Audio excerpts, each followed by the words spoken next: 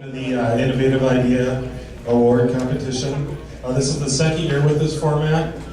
Each paper may present up to 3 ideas for the competition, and we will vote on the ones that are most valuable at the end. The winner will receive either $200 in cash or a trip to Savannah next spring to represent MFCP as a finalist in the AFCP Innovative Idea Award. And in second place will receive $100 in cash. Okay, the first one that I have is the Sacred Heart Catholic School Calendar. Not really a brand new idea. I heard a couple of you saying that you're already doing this. If you're not doing this, you need to do it. It's a given. Even the schools in our district that have everything online, and they say, oh no, we don't need to do anything like that because we just have everything online. And I met with all the superintendents and I said, yeah, but what about grandma and grandpa? Maybe they don't want to go online. Maybe they want it in front of them on the wall so they can see the whole month at a time. So we pitched it. This is the first year we've sold as many as we have to how many schools. As a matter of fact, this one saw the public schools calendar and came to us and had a donor, a family, that wanted to buy calendars for all of their families in that school. And it was only 60, but that's fine. It was a start. And so if you're not doing it, you get money from the school because they will pay you something for the calendar. Plus you get the advertising, as you see there. So all you have to do is get the photos, which if you're a newspaper too, you might have some photos, or the school supplies them. Sometimes we try to coordinate some of the photos with the season or the month, and sometimes we just mixed them all up, as I think we did in this case. But anyway, if you're not doing a calendar, you need to do one, because it's pretty easy money. Any questions? Can you get rates to us? Like kind of what you guys did? Sure. Plus, if you need a printer, we have a new digital printer in Owine, Iowa, and we'd be happy to print it for you. So we'll ship it off to you. So, okay, anybody else? I think I'm number 2 too, so can I just stay here? Okay. Moving right along. You either have a Fayette County fact book or a Delaware County fact book in front of you. This is another one of the best things we've done in the last couple of years. How we started out is going to the supervisors of the county, getting on their agenda and talking to them about the importance of them supporting us in producing a fact book. These are not visitors' guides, they are not tourism pieces, they're not chamber guides. Because when we went to a chamber meeting, the chamber guy said, well, we don't need one of these. He said, we got it, we got a chamber book. Yeah, a chamber book that's only got chamber members in it. This is for everybody in the county. It's talking about all the schools that are available, the post offices, the churches, the supervisors, the little towns with the mayors, the city councils. It's for when you move to the community or the territory or the county, that all the information that you need to know is in one booklet. We met with the economic development, and they were so excited about us doing a book like this because when they have a prospective industry coming to their county, they wanted to be able to show them something and about all the services that there are to offer in the county. So they use it, and then when they do open that business, they give them a book to all the employees. So then the employees that are either already in that county or moving to that county have the information. One really a winner, this fact book is. What else can I say about it? Oh, the economic development from Delaware County, we did the first one last year. We were kind of planning to do them every other year because we thought maybe it would be burnout otherwise. Economic development contacted us and said, you know what, we have so many changes in our county. Would you please do another one this year? So we just got finished with this one, and currently we're working on Clayton County. So, any questions on this? Year to year, how much of it changes? When you're doing it, how much of it? Well, election years, of course, a lot of the elected officials will change, but most of the work's in the first issue. most of the work is in the first issue. We've done it two ways. We've done it where the whole sales team has sold it to their accounts, and we've done it where we've had a specialized rep sell it. It's worked both ways, but I think the specialized rep is a little bit better even, if you have somebody that you can afford to do that. How did you decide that both the projects you had, how many you were printing? The first year we learned the hard way with this, and we printed a few too many. We just gave it to every advertiser. We dropped them off at the city official, like the courthouses, the mayor's offices, the economic development, the chamber, and then we gave some to every advertiser. And we ended up with probably too many, especially when we did it the second year, okay? So then we cut back, because on our digital press, of course, we have everything in a file, and you can just reprint some more if you need some more. Economic development even said, I'll pay for more if I need them. Give me 500 and then I'll pay for more if I need them, down the road. So it's kind of a guessing game. As far as the calendars, is that what you were asking also, how many to print? The school told us how many they wanted, how many families they had, and then I think they overprinted a few for the ground grants too. The different county groups provide their own copy? Yes, a lot of the groups provided the copy. The supervisors were very good to work with as far as that. And then we got a lot of things off the websites, but be careful. A lot of the websites weren't updated. They weren't correct. So we learned the hard way that even though you get the information off the website, you still should check with someone to make sure it's all updated material. It's a little bit of work on the editorial side. The school, the economic development pays you, and then the ads pay you. No, the economic development didn't pay us on the fact book. We just got it all out of the advertising. But the school calendar, they did. Thank you. I'm new to the publishing world, this last 9 years, so what I might be showing you, some of you are already doing. But it was pretty cool to me because when I do a press run with my tidbits, if I run another publication right after that at the same, so they don't have to reconfigure the press, I save $500 right off the bat. And what happened was, the last 7 years they've been doing this fundraising event, and I've been involved helping them with media and a little bit, trying to put this together here. And the owner of Pets Playhouse puts it on, and every year he gives me about 2 flyers, letter-sized flyers. Every year. So this year in in January, I went to him, I said, now Mike, it's coming up. I want a bunch of those flyers because I'm going to get them out there. He goes, well, I only get 100. Well, because he had a sponsor that would make one banner, create the flyer, which after the first year, all he did was change the date, a couple of, sponsors. But then he would give them 100 flyers. That was it. And then he was charging them 75 cents for every flyer after. 75 cents, Mike? I can print a whole tidbits for like a dime. And it's full color. So that's what we did. We went and put together a 16-page paper about the event. And it was kind of cheesy because, it was the first one and I had a hard time getting, information out of, the people. But they want to do another one, so next year, hopefully it's going to even be better. Maybe we won't have to have quite so big pictures for it, because we'll have more content. But the thing is, the pricing of that, I get it down to, we did 10,000 copies on 12-page paper. I was able to get down to a penny a sheet.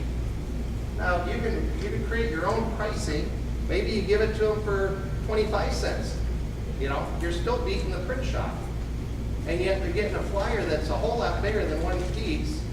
And what was really cool was that Mike didn't have to pay a dime for it because we got sponsors.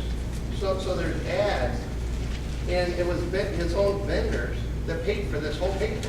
So they paid for the entire publication, and I made money. Yes. Oh, 30 seconds. And so somebody got another one, I did another one.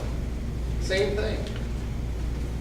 Took me 4 hours to put this one together for him, and I made money off of it. And then I was able to, you can print whatever quantity and they can insert it in other publications, whatever. So keep in mind that you can do another promotional publication however you want, in whatever format that works for you. Is that it? I believe that's pretty straightforward for that one. A lot of you got multiple publications out there. You might want to consider, if you're looking for another publication to print, is a Tidbits. Tidbits is a national licensing paper. There's over 350 other Tidbit publishers around the country. You go on the back there, I've got papers from all around the country that I've collected. Please do not take those with you. On the right side of the plate are some of mine. You can take those. Those are Leonard Johnson County. Help yourself to them. What's unique about a Tidbits paper as a publisher is the freedom of being a publisher. You get to pick who do you print with. You get to your own layout. They're going to ask that you do the masthead, so every Tidbits around the country should look similar.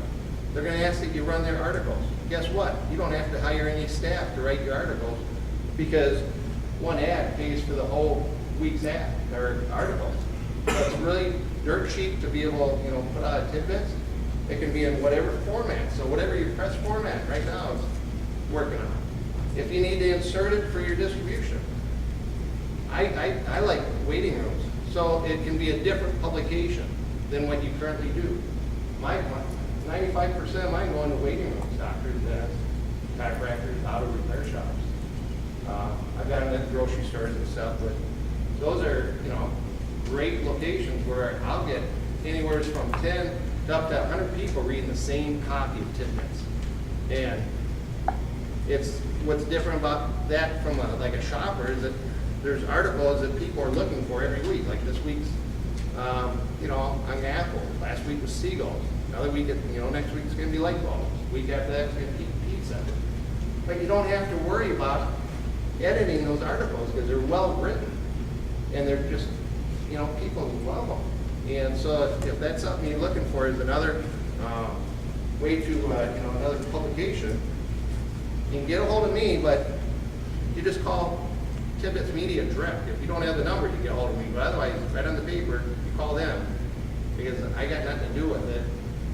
But I'd be glad to work with you and, tell you what works for me on this. Because the only thing I could get out of it is, let's say you start publishing a Tidbits in your area. If my potential clients or current clients go to your area and they see it, it just gives it a little more credibility to what I do. And that would help. But outside of that, hey, I'm there to help anybody that wants to do a Tidbits too. So, questions about this? How often do you put yours out? Is it weekly? It's a weekly paper, goes out every week, and okay, I answered the question. Guide, something to hit the tourist market in your area. And I worked with the Tri-State Tourism Council in our area to develop a specialty ecotourism guide for birding. So we live in a great area for birds, obviously, in the Mississippi Valley. So we wanted to target those specific visitors. So we're in our second year. The first year we printed this publication, used local Audubon societies, et cetera, for the content. They love doing it. They love the recognition. And we printed 25,000 copies. I don't know if you've ever tried to distribute 25,000 copies of anything to tourists coming to your area, but it's tough. You got to get the rack distribution. You got to make sure they're replenished, and you never really know if your message is getting out. So the second year, we decided to really target the eco-tourists who want to come to our area, and we cut our distribution in half from 25,000 to 12. And then we bought a mailing list, an email list, and we decided to e-blast it out to 50,000 people who we knew were nature enthusiasts in Wisconsin, Illinois, Minnesota, and Iowa. So we created a nice email cover. This is just a graphic of it. And sent it out to 50,000 people, hoping they'll read the publication online and then come visit our site. The other thing I did is I linked it to my own website, so they had to go to yourshoppingnews.com to look at it. So we haven't crashed, but hopefully we're going to see some increased web traffic in our website. So the Tri-State Tourism Council is all abuzz about it. They love it. They love the fact that we blasted it. And I got to cut my print cost as well, so that's a win-win. Brian, what did you pay for your list? The list was $18 a thousand for the last, so $900 for 50,000. And if you need a list like that, I happen to know a good digital agency called Fence Talk. It's ours. So we can help you out. I have also a calendar idea. What we do is a desk calendar, and we do it in cooperation with our Growth Alliance, which is like the Chamber of Commerce's in our town. And each month, when we originally started this, the Growth Alliance was putting their events that they had on the dates, but they ended up changing so many meetings and whatnot, they didn't want to put their meetings on the particular calendar that goes on the desk. So each month, as added value to them, we run the calendar page in our publication, which is also added value to the advertiser. So in October, Custom Auto had October on the calendar. They also got the October on the ROP page in the paper.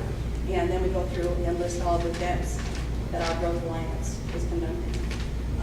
One advice I have is we've done it both ways, where you glue them on the top or you glue them on the bottom.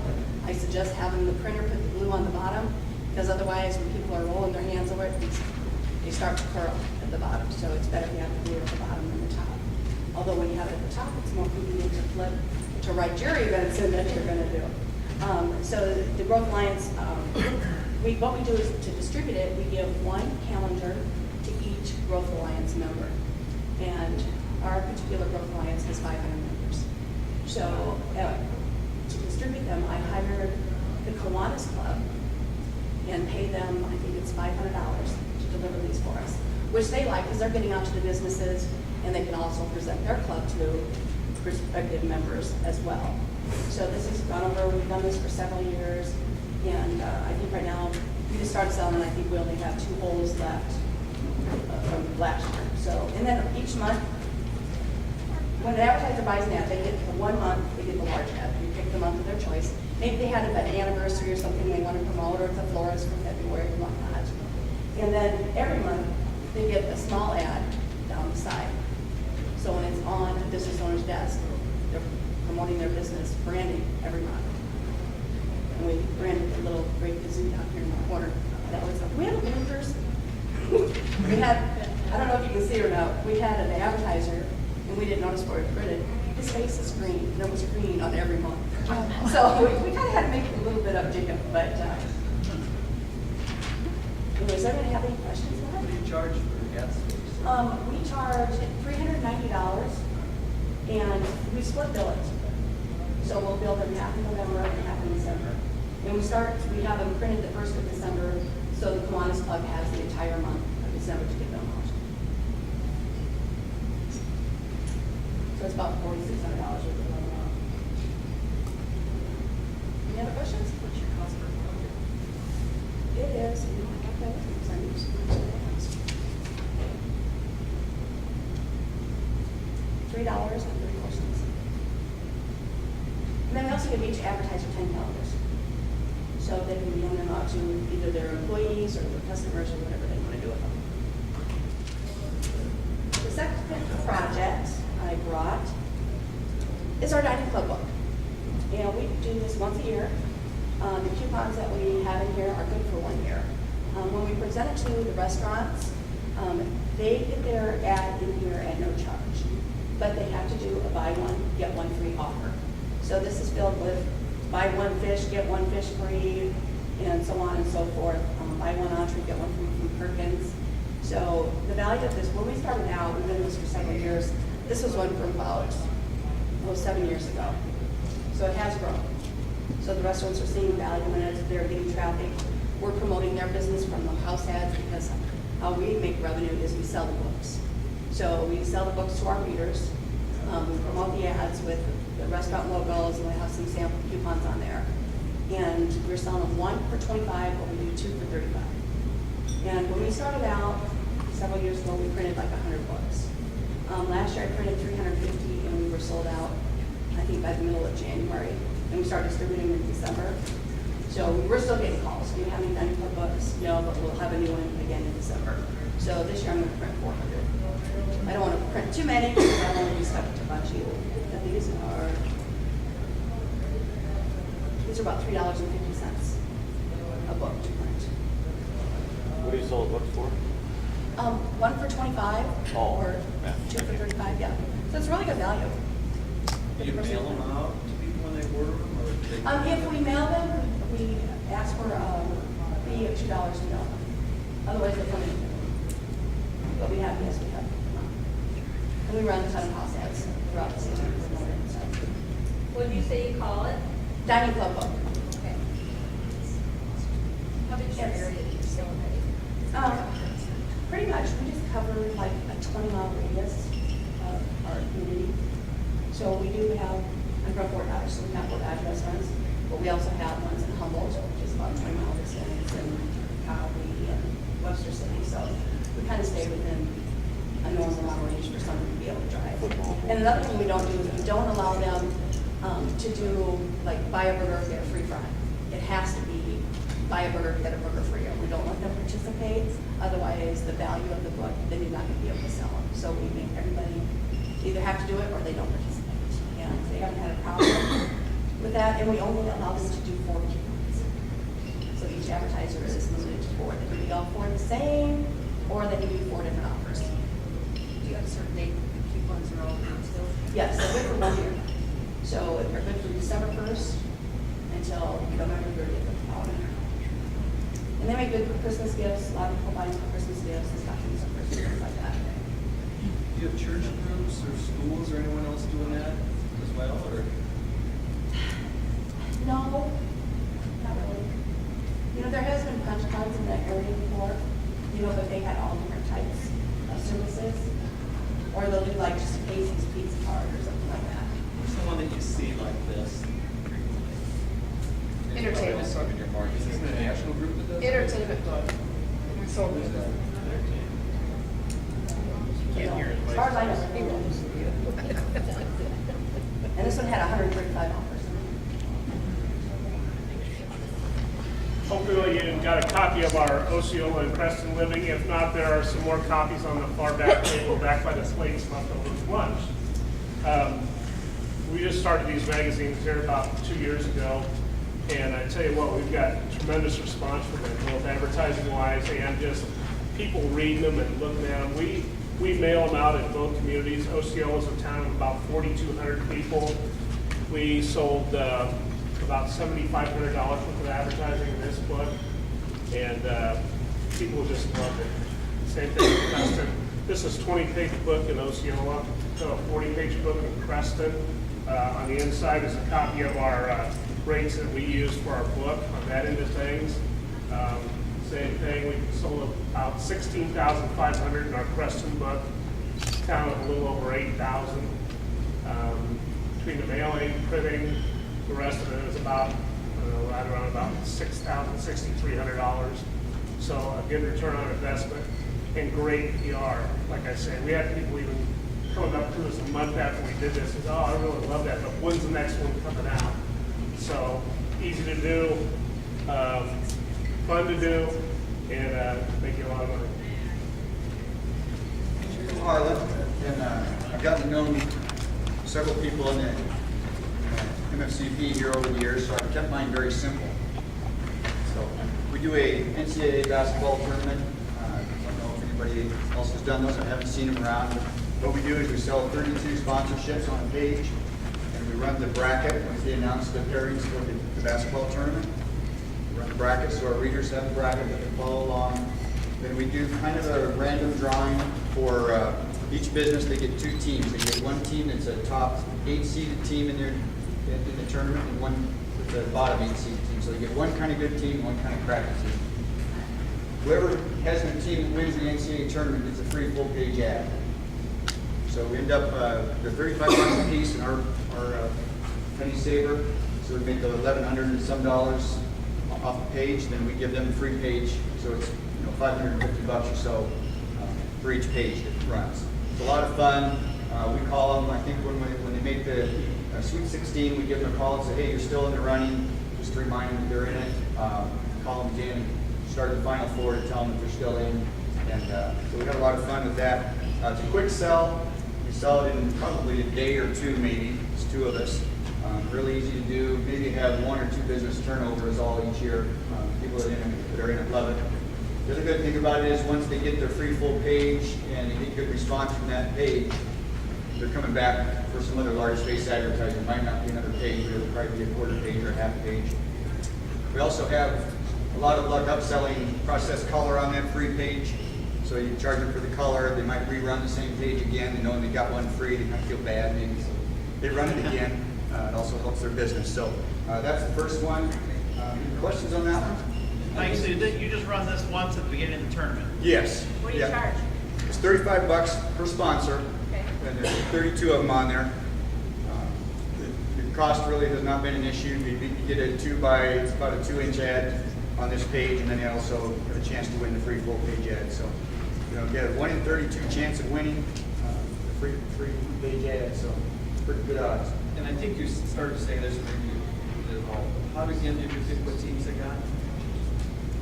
I do the 4 regions separately. I don't want 2 of their teams to play each other the first round or anything. So I set them out in 4 different regions. I'll take, and then in each of those regions, I'll have the top 8 seed and the bottom 8 seed stacked for each 4 regions. So I'll take a top seed out of this region and a bottom seed out of that region, and I just pair those teams up, and I give it to my graphic artist to pick who gets them. So you go in order. I'm not responsible. Customer had no input. Yeah, I have no input into who gets what team, so it's kind of random, except that I don't want them to have 2 teams playing each other the first round. So yeah, you get, like I said, you get one top seeded team and 1 bottom seeded team for the most part. Other than that, it's completely random. It's fun. We know who the sports fans are in town. Pretty much, and we just go to them and they jump on it. Like I say, we might have 1 or 2 business turnovers is all each year. So it's a, like I say, quick sell. Quick $1,100, whatever you want to charge for your sponsorships. But I will caution you, we stopped using the term March Madness a while ago. I'm sure you all have received the bulletins about that. We're still using NCAA on it. Probably shouldn't do that, but they got bigger things to worry about these days if we're using the NCAA name on it. So if they call us and tell us to stop, we will. But until that happens, we're using it. Is there any problem with they have to buy? No, because they're paying for the ad. That's what they're paying for. They're not paying. It's not a lottery. Because yeah, chance, price, consideration, all that. They're paying for the space. And with that, then they get their ad. That's how that works. And the other one, I don't even have a prop for. It's so simple. Maybe some of you do it again. The thumb drives for photos. We take for volleyball teams in the state tournament or a football team, wins district or something, we'll do a special photo group. There'll be 50 or 60 pictures they can buy. We just put them all on a thumb drive. We don't crop them. We don't enhance them. It's what you get. Charge them $19 to $29, depending on how many photos are on there. And you know, obviously if it's a state championship run, there's going to be more photos. That might be a $29, $39 thumb drive. But they're all the same. You've got them in a folder. You put them on a thumb drive. It takes 15 seconds. Put $30, and we might sell. You know, if it's a state championship, we might sell 15, 20 of them. You know, parents like them, kids, players like them, boyfriends, girlfriends. Just help You to get off the stage. Just help through your newspaper or Yeah, paper? yeah. You just come into the office and we run house ads on them, and people stop in, pick them up, and you don't have to. You know, you just do them as they come in if you need to, so you're not wasting time putting photos on thumb drives that you got sitting around. And you have to clean them all out. So $5 for a thumb drive, and sell them for $20 to $30. I publish a newspaper called City View, and those of you that read it know we like to do things a little bit different. We like to have some fun, some things that are maybe a little bit out of the ordinary from what most publishers do. So this is something we started several years ago as our April Fool's editions. So every April 1st or thereabouts, we publish a complete spoof edition. And I can't say that I invented this, because is Publisher Aldona still here? When I was a kid, he did this April Fool's edition where they did the front page of the paper in a total spoof, and it was just great. I loved it. And I carried that over when I was publisher of Dallas County News. We did it then too. But we took it a step further. Go ahead and hit the first slide. So I touched on that first thing and the second thing. What we want to do, the third point, we want this to be edgy, but we don't want it to be offensive, and we want to focus on the local issues that are hot at that time. We originally published a newspaper called Point Blank about 10 years ago, and we did some really fun stuff in that, including this sea monster that was being seen in the Des Moines River and the homeless people that found it. And we did one about Des Moines sinking, which is partially true because there's a bunch of underground coal mines in Des Moines and areas of town there are large sinkholes where it's happening. So having a little bit of truth about it makes it work, but we wanted to take it further. So the first issue we did was in 2006, and we did a story about why Iowans have to go number 2 more than anyone else in the nation. And we used a lot of facts and figures and just had fun with it. What we forgot to do was to note on the website that this was an April Fool's spoof edition. So we got a ton of comments back. Now that's just a cover story. We do a bunch of, the whole issue, most of the issue is a spoof. There's some things that are real life. Hit the next one. This one we had a ton of fun with. So this is an area called Grace Lake right outside of Des Moines. You can see some of the downtown Des Moines skyline there. But we rented a Chewbacca suit from a costume store, and our editor went around in this Bigfoot outfit and went around. And I videotaped this from my BlackBerry at the time, and we put it on YouTube. It's been more than 200,000 views of it on YouTube. We took it a step further. We made a footprint, cast footprint, went out in the snow, took pictures of it, and way evolved. And we created a name for it called Namakush, and we reused that name in all of our future April Fool's issues. Somewhere in the story is this Namakush. Big question in Des Moines is Des Moines large enough to have a professional sports team? And of course the answer is no. But we wanted to play off of this and say that the ADA was bringing a professional basketball team to town. It was going to be called the Des Moines Dribblers. So I love the design that our manager at the time did. He built that logo for this specifically. A reporter that we had looked like he could be a big, tall Russian basketball player. We took photos with a mini basketball in his hand and shot pictures from off. Next. This was probably the best journalistic example that we did. And the story, and this is not the rhythm that we got with this, the story starts out where it's somewhat believable, and then it just gets sillier and sillier and sillier through the whole thing. So the story had to do with how these apes were being employed by major employers in the city in a variety of roles, from first one for fixing power lines, because they're really good at typing, and then it went on and on through office work and other things. And there was an organization called the Great Ape Trust, which a former editor of the city we worked at, and she hated it when people called them monkeys, so of course we called them monkeys in the story. Next. Did another one on prostitution, that it was being legalized in the state of Iowa to build all this additional revenue. Not quite as good as the one that we did, but it was still fun. Next. This one got us in some trouble. Apparently people who have bed bugs don't think it's very funny when you write a spoof story. And it was a real issue, and still is in some areas, but we had a ball with that one. Next. Anybody watch this show Gold Rush Alaska? Has anybody seen that on cable? We wanted to play off that, so we came up with this thing called Coal Rush, and the people were digging up various parts of Des Moines to access coal. And from something like Principal Park, where Iowa Cubs play, to the sculpture park downtown. And we photoshopped a bunch of photos of it. And no, that's not me on the cover. I think that's the question. Next. Here's an example of a great story, but a poor image on the front. So this one didn't Photoshop too well, but at the time when traffic cameras were becoming quite the talk with red light cameras and cameras, we took it a step further and said that the Des Moines Police Department was putting these robocops out on the street and were issuing tickets. So again, it was a good story, but dark and hit it as well. Next. And this is one I handed out. We did this last year. Those of you who have driven between Des Moines and West Des Moines know that a bridge was out on 63rd Street in Grand, and it was really, really inconvenient. And there were a ton of problems and a lot of very angry people. It lasted way too long. So we said that the reason that happened is because when they were doing this construction, they overturned a bunch of snake nests and let snakes out throughout that area. And we had all these And the city, of course, was, there was a cover up, they were blaming it on Violet Ballroom, which was a place that has concerts next door, that was getting a lot of criticism for having heavy bass, and we said that was what was getting these snakes out of the nest. Next. So you're probably wondering how you can do this. Well, if you have news in your publication, you can start with the front page, like the newspaper in Algona did way back then, and then you open it up and it's still your real news in the inside. But make the front page a complete spoof. If you don't have news, then act like you do for one issue. And those of you who are publishing pure shoppers, I think you would have a ball with this and just make it look like you've launched a new newspaper in town. If nothing else, you get the publisher as a paid newspaper in town that probably have a heart attack. If you can get advertisers to play along with this, all the better, but you do got to be a little careful about choosing advertising laws. If you can get local officials in on the game, do it. Let them know you're doing it in advance, but change your name slightly so that they don't get too angry when you make a quote.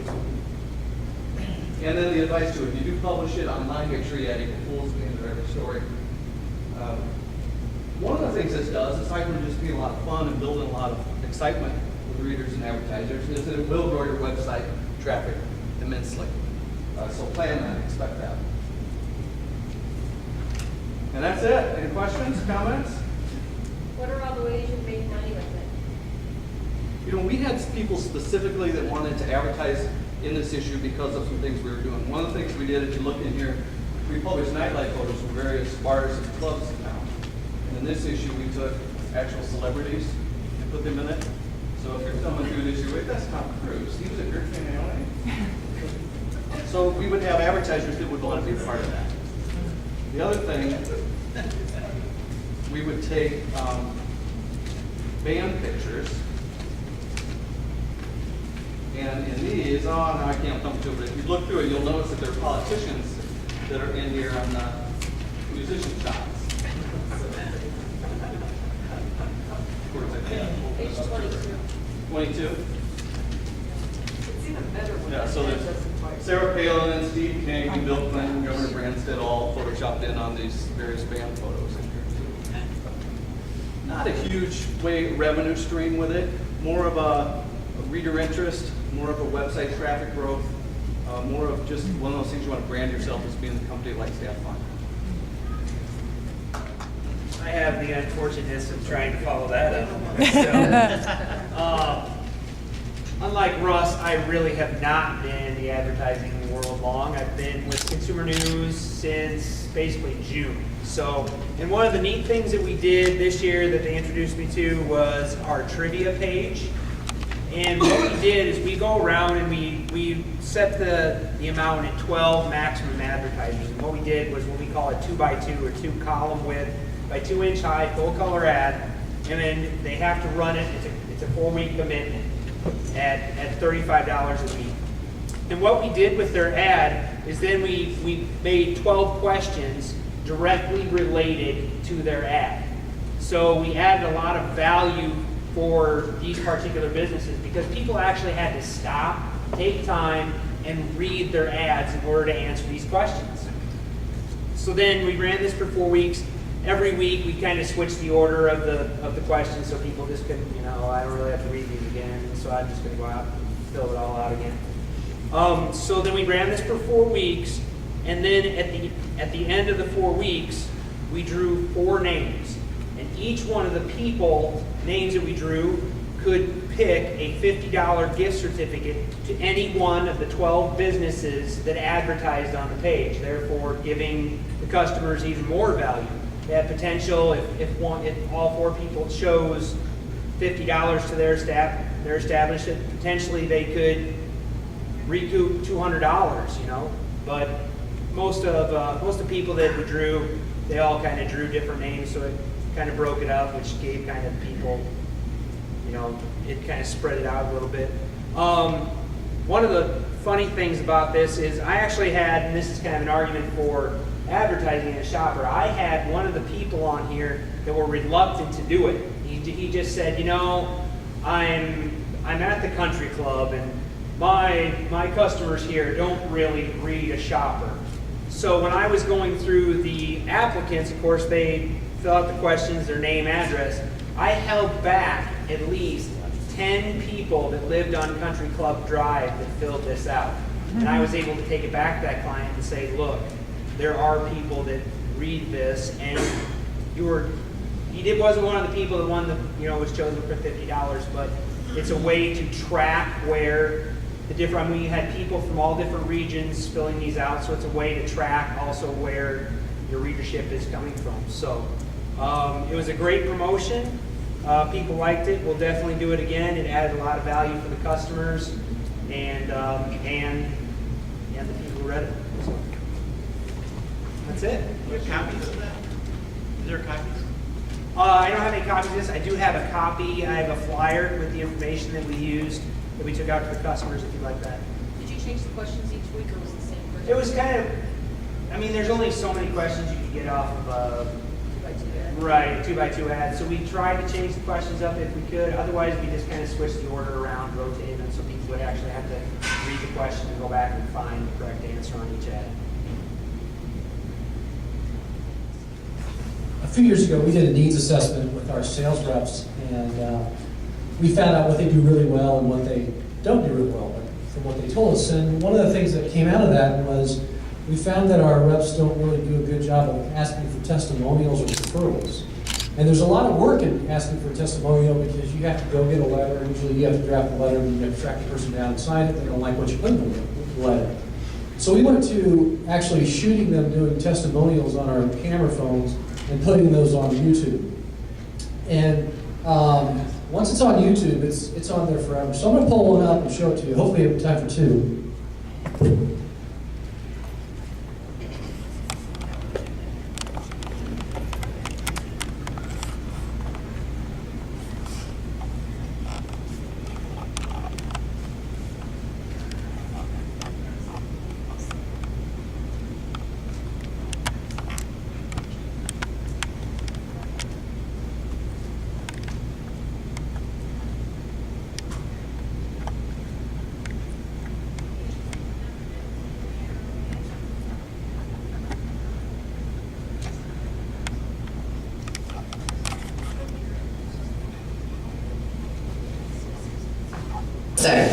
Hello, my name is Chad Klaus, owner of Chad's Pizza in downtown Dyersville.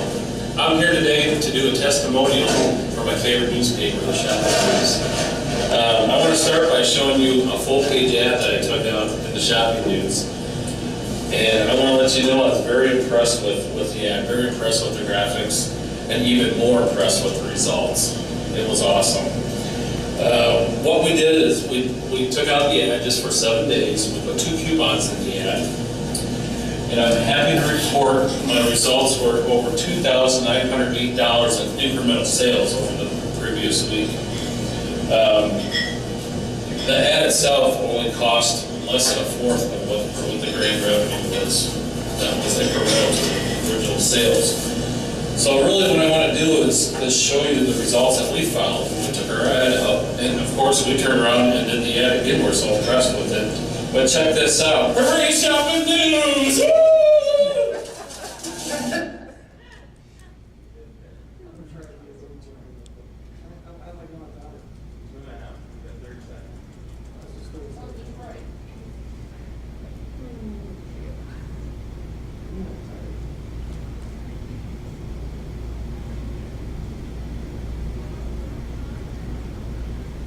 Some of them other ones seem good.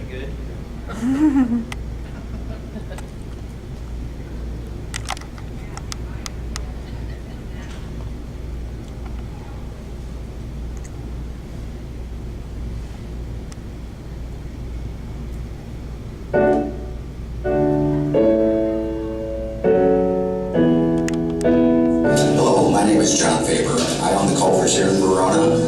I learned a long time ago that advertising is important to grow your business. About 6 years ago, Donna walked in my doors and told me about an opportunity to advertise in the Verona Press, and it was a great decision. I know that print advertising works. It's one of the reasons my business continues to grow here in Verona. The other reason is the wonderful staff I have here. I just want to say thank you, Donna, and thank you, Verona Press.